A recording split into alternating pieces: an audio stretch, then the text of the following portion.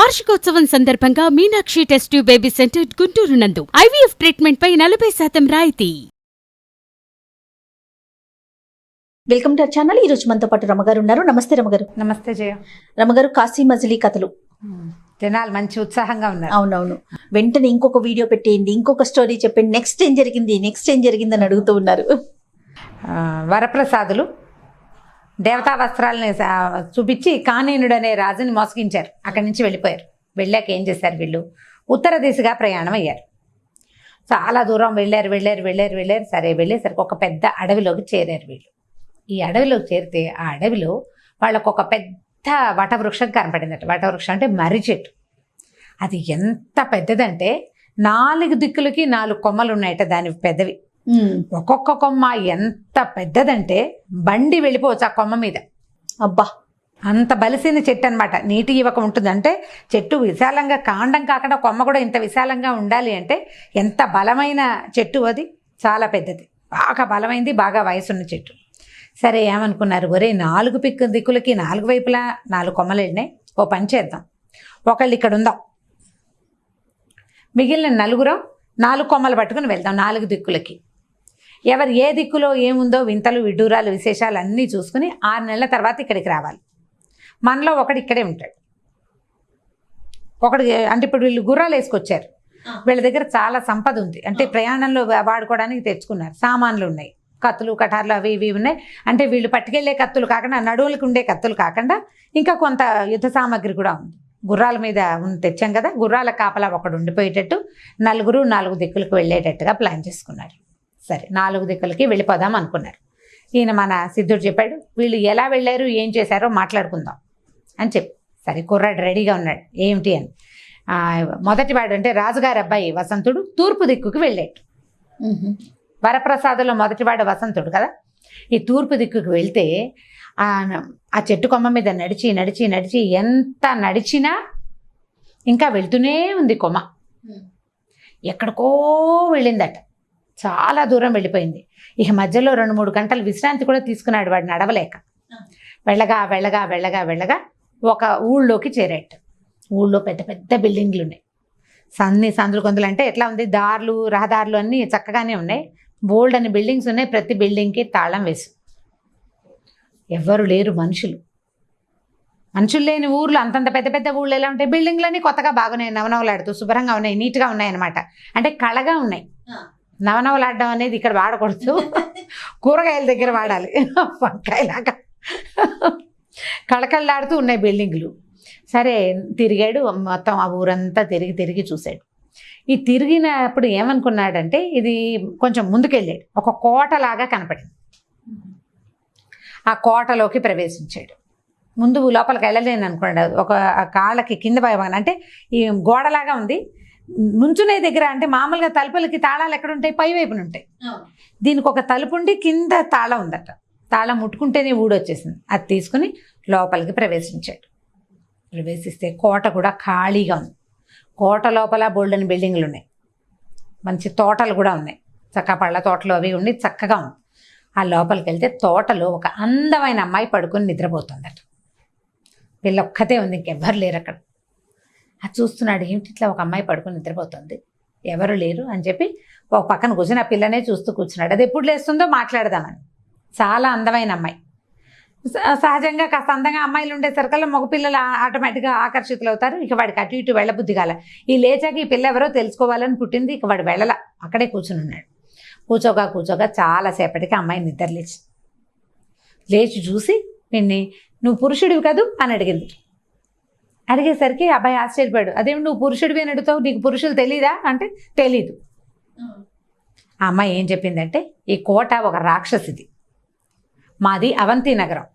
ఒకసారి రాక్షసి అవంతి నగరం మీద పడి అందరినీ విరుచుకు తిని మా అమ్మ నాన్నను కూడా చంపేసి నన్ను ఉయ్యాల్లో ఉన్న చంటి పిల్లని బంగారపు ఉయ్యాలతో సహా ఎత్తుకొచ్చేసింది.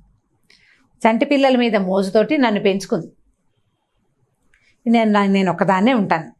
మొత్తం దేశం మీదకి వెళ్ళి వింతలు విడ్డూరాలు అవి ఇవి పట్టుకొస్తుంది. బోళ్ళంత ధనం అవి తెస్తుంది. ఒక బిల్డింగ్ కడుతుంది, ఆ బిల్డింగ్లో అవన్నీ పెడుతుంది, తాళం వేస్తుంది. మళ్ళీ కొత్త వస్తువులు తెచ్చినప్పుడు ఇంకో బిల్డింగ్ కడుతుంది, అందులో పెడుతుంది, తాళం వేస్తుంది. నన్ను చిన్నప్పటి నుంచి పెంచింది. నాకు ఏదో కాస్త చదువు సంధ్య అవి ఇవి నేర్పిస్తుంది.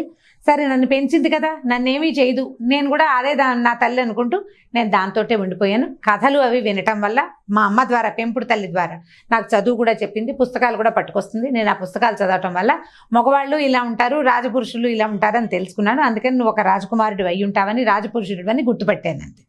సరే బాగుంది. అమ్మాయి పేరు కళావతి. వీళ్ళిద్దరూ ఫ్రెండ్షిప్ చేశారు. అది రాక్షసి వెంటనే రాల, వారానికి ఒక్కరోజు వస్తుందట.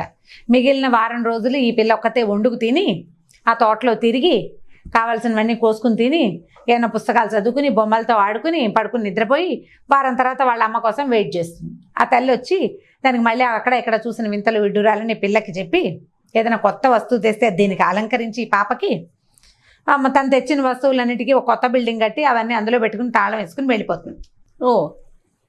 ఒక రోజు ఉంటుంది ఈ అమ్మాయితోటి. ఆ ఒక్క రోజులోనే దానికి నేర్పవలసిన చిన్న పొన్న విద్యలు, మాయమంత్రాలు అవి కూడా నేర్పిస్తుంది. బాగుంది. సరే ఇప్పట్లో రాదు, ఇంకొక 5-6 రోజులు టైం ఉంది. ఈ అబ్బాయి అమ్మాయి చక్కగా ఫ్రెండ్షిప్ చేశారు, కలిసి బాగా తిరిగారు. ఇన్నాళ్ళు ఒక్కతే ఉంది కదా, కబుర్లు చెప్పుకోవడానికి, ఆడుకోవడానికి, పరిగెత్తడానికి ఒక మగవాడు మనిషి దొరికేసరికల్లా ఆ అమ్మాయి ఆనందంతో వీడి వెనకాల తిరగటం మొదలుపెట్టింది. సరే 5-6 రోజులు గడిచిపోయినాయి. మా అమ్మ వచ్చేస్తుంది, ఓ పని చేస్తాను, నా దగ్గర మాయ విద్యలు కొన్ని ఉన్నాయి కదా, నిన్ను ఉడువుని చేసి గోడ కంటిస్తా. మా అమ్మ వెళ్ళిపోయాక మామూలు మనిషిని చేస్తా, అప్పటిదాకా ఉడువులాగా గోడ కంటుకుని ఉండు, కదలకుండా ఉండమని చెప్పి వాడికి తినడానికి చక్కగా చేసి పెట్టి, వాడు తినేసాక తల్లి వచ్చే లోపలే ఉడువుని చేసి గోడ కట్టించేసి, వసంతుడు ఉడుమైపోయాడు, గోడ కతుక్కుపోయాడు. తల్లి వచ్చింది రాక్షసి. రావటంతో ఏమిటే అమ్మాయి, మన ఇంట్లో ఇవాళ నరవాసన వస్తుంది అని అడిగింది. రాగానే తెలిసిపోయింది. తెలిసిపోయేసరికల్లా పిల్లంది, నరవాసన ఎక్కడి నుంచి వస్తుంది, ఈ దీవిలోకి ఎవడైనా అడుగు పెడతాడా, నేనే నా వాసనే కొన్నాళ్ళు పోయాక నన్నే విరుచుకు తింటావు కాబోలు అమ్మా నువ్వు అని ఉమ్మని ఏడుపు మొహం పెట్టి దీర్ఘం తీసింది. తీసేసరికల్లా ఈ మా రాక్షసింది, అయ్యో నిన్నెందుకు చంపుకుంటానే అమ్మా, కోరి తెచ్చుకున్నాను, నిన్ను ఇంత ముద్దుగా పెంచుకుంటున్నాను, నా తల్లివి కాదు, అది కాదులే, నాకే అట్లా, నేను అక్కడి నుంచి వచ్చాను కాదు, నాకు అందుకు అట్లా అనిపించిందని, ఏవో అక్కడ చూశాను, అక్కడ ఇట్లాంటివి చూసా, అలాంటివి చూశాను, పిల్లకి అన్ని 4 చెప్పింది. రాత్రి అన్నాలు తిని పడుకుని నిద్రపోయారు. మర్నాడు తను తెచ్చిన వస్తువులన్నిటికీ ఒక బిల్డింగ్ కట్టి అందులో పెట్టి తాళం వేసి, నేను వెళ్ళొస్తాను, జాగ్రత్తగా ఉండమని కూతురికి చెప్పి వెళ్ళిపోయింది.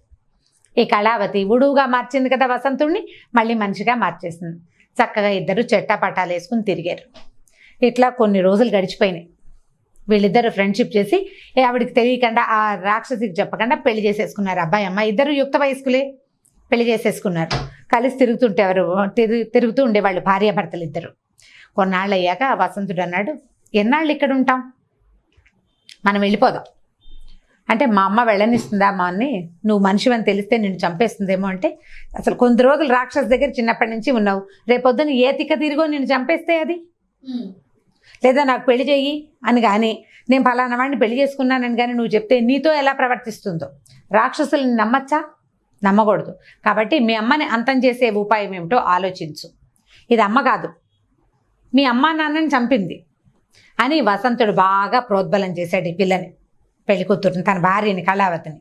ఆ అమ్మాయి ఏం చేసింది, ఒకరోజు తల్లి వచ్చేసరికల్లా ఈ భర్తను ఉడుగా చేసి గోడ కంటించి కూర్చుంది ఏడ్చుకుంటూ. కూర్చునేసరికల్లా ఆ రాక్షసు వచ్చి, ఎందుకే అమ్మ ఏడుస్తావంటే, అయ్యో నిన్న రాత్రి ఒక పెద్ద కాలు వచ్చిందమ్మా, నువ్వు చచ్చిపోయినట్టు అంటే. నేను ఎందుకు చచ్చిపోతానే అంది వాళ్ళమ్మ. ఆ తల్లి రాక్షసి, ఎందుకు చచ్చిపోవు, నువ్వు తెచ్చావు కదా ఒక పుస్తకం, అందులో జాతస్య ధ్రువ మృత్యు అనుంది, పుట్టిన ప్రతివాడు చావక మాండు, నన్ను ఎత్తుకొచ్చావు నువ్వు అప్పుడు, ఇది వరకు నా చిన్నప్పుడు మా అమ్మ నాన్న చచ్చిపోలా, నన్ను తెచ్చావు, ఇప్పుడు నువ్వు చచ్చిపోతావు, రేపోతే ఇంకొన్నాళ్ళ పైకి నేను చచ్చిపోతాను అనేసరికి రాక్షసు నవ్వింది. వాళ్ళు చచ్చిపోయారంటే వాళ్ళు మనుషులు, వాళ్ళ ప్రాణాలు వాళ్ళ శరీరంలో ఉంటాయి, నా ప్రాణాలు నా శరీరంలో ఉండవు, నన్ను ఎవ్వరూ చంపలేరు, నా ప్రాణాలను ఒక చోట దాచిపెట్టాను అంటే. ఈ పక్కపక్క నవ్వింది పిల్ల. అలా ఎవరైనా దాస్తారా అమ్మా, ఎట్లా దాస్తారు, నీ గుండె నీలోనే ఉంది, నీ మూత్రపిండాలు నీలోనే ఉంటాయి, నీవన్నీ నీలోనే ఉంటాయి కదా అంటే. ప్రాణం వాయువుని నేను దాచిపెట్టాను, దాని దగ్గరికి ఎవ్వరు వెళ్ళలేరమ్మా అంటే. ఎక్కడ పెట్టావు నాకు చెప్పమని అడిగింది. ఈ ఉడుగా అతుక్కుని పైన వసంతుడు వింటున్నాడు. అంటే అప్పుడు రాక్షసి ఏం చెప్పింది, మన తోటలో చక్కగా నవరత్నాల మెట్లున్న ఒక స్విమ్మింగ్ పూల్ ఉంది కదా, ఉంది, నేను ఎప్పుడు అందులోనే స్నానం చేస్తా కదా అంది పిల్ల. అవును, ఆ స్విమ్మింగ్ పూల్కి 3 సార్లు ప్రదక్షిణ చేస్తే దానికి తూర్పు వైపుకో దక్షిణం వైపుకో ఒక దిక్కుకి ఒక పెద్ద అరటి తోట కనపడుతుంది. నేను ఎన్నిసార్లు తిరిగా, నాకు కనపడలేదుగా అంది అమ్మాయి. నీకు కనపడదమ్మా, 3 సార్లు ప్రదక్షిణం చేసిన వాడికే కనపడుతుంది. నువ్వు ప్రదక్షిణ ఎందుకు చేస్తావు, నువ్వు స్విమ్మింగ్ పూల్లోకి వెళ్తావు, మెట్లు దిగుతావు, చక్కగా స్నానం చేస్తావు, పైకి వచ్చేస్తావు. ప్రదక్షిణ చేసిన వాడికే కనపడుతుంది, లేకపోతే కనిపించదు. 3 ప్రదక్షిణాలు చేస్తే అరటి తోట కనపడుతుంది. తర్వాత అరటి తోటలోకి వెళ్ళాక అన్ని అరటి చెట్ల మధ్యలో ఒక వింత వృక్షం ఉంటుంది.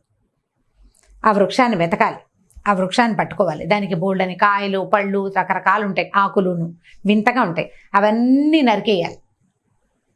అన్నీ నరికేశాక ఒక ఇనప పెట్టె, దానికి తాళం వేసిన పెట్టె ఒకటి కనపడుతుంది. ఈ చెట్టు కింద దీని తాళం ఉంటుంది. ఆ తాళం తీయాలి. తాళం తీసి ఆ పెట్టెలోకి దిగాలి. దిగితే ఒక సొరంగం వస్తుంది. దాని మీద దాంట్లోంచి అలా లోపలికి వెళ్తే ఒక పైన కింద అగ్ని నుండి పైన ఒక పంజరం ఉంటుంది. పంజరంలో పంచవర్ణాల రామచిలక ఉంటుంది. నా ప్రాణం ఆ రామచిలకలో ఉంది. అక్కడికి ఎవరు వెళ్తారు? దీని ప్రదక్షిణాలు ఎవరూ చేయరు. ప్రదక్షిణ చేసినా వాడికి అరటి తోట కనపడినా అరటి తోట చూస్తాడు, కానీ అందులో వింత వృక్షం వాడికి అక్కర్లేదు కదా. వృక్షాన్ని చూస్తాడు కానీ దాన్ని నరకాలని ఎవరికీ తెలియదు. ఇనపెట్టని ఏం చేయాలో వాడికి తెలీదు. తర్వాత ఏం చేయాలో ఎవరికీ తెలీదు.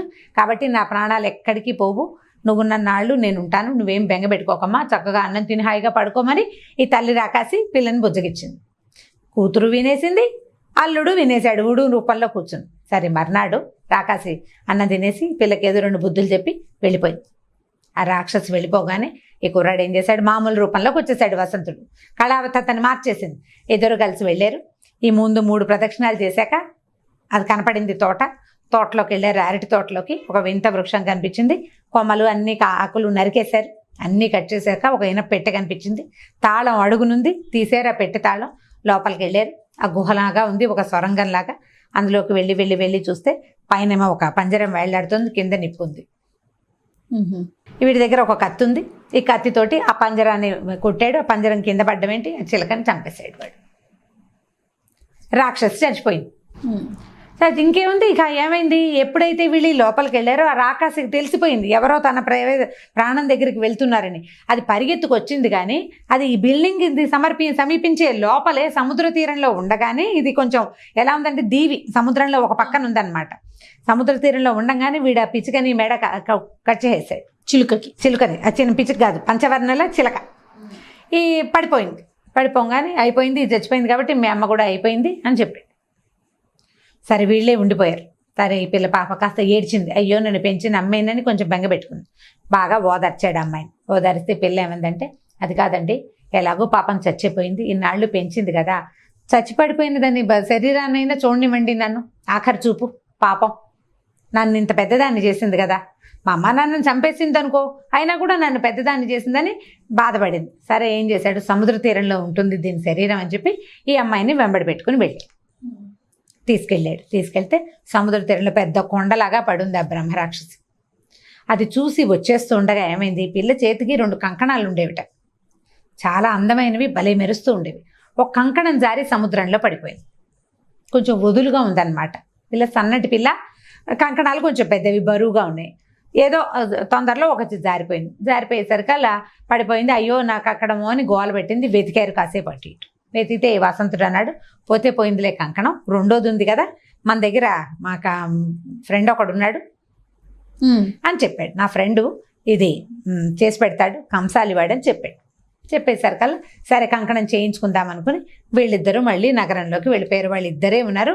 హాయిగా ఉండడానికి, ఒంటరిగా ఉన్నా సరే వంట చేసుకుని తింటాం, చెట్లు తోటలో పళ్ళు అవి కోసుకుని తింటాం, హాయిగా కులాసాగా తిరగటం, ఆ ప్రాక్టీస్లో ఉన్నారు కదా. కోటలోకి వెళ్ళిపోయారు. ఇక్కడితో కథ ఆపుదాం.